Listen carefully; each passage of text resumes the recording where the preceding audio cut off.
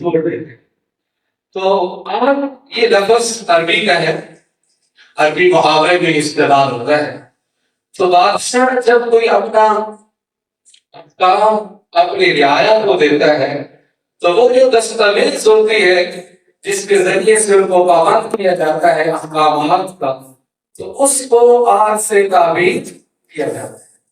تو اللہ رب العزت نے جو احکامات اپنے بندوں کو دیے ہیں تو ان احکامات کی جو حکم وضوری کرتا ہے تو وہ اللہ کے ہاتھ کو توڑ دیتا ہے.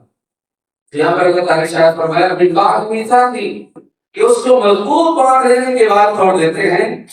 تو اللہ رب العزت اس عہد کی وضاحت نامے بارے میں کرتے ہیں کہ اللہ رب العزت نے جب روحوں کو پیدا کیا تھا تو اللہ تعالیٰ نے ایک ان سے عہد لیا تھا، الست بربکم، کیا میں تمہارا رب نہیں ہوں؟ تو سب نے کہا تھا قالوا بلا، قالوا بلا، کیوں نہیں، آپ ہی ہمارے رب ہیں، آپ ہی. تو وہ آگ الست جو اللہ تعالیٰ نے وادی نعمان میں عرفات کے قریب پوری ذریت آدم سے لیا تھا، اس آگ کو یہ کیا کرتے ہیں، توڑ دیتے. اللہ اکبر. اب آگ کا توڑنا اللہ تعالیٰ کی فرمانبرداری سے کرنا ہے اور نافرمانی میں لگ جانا ہے.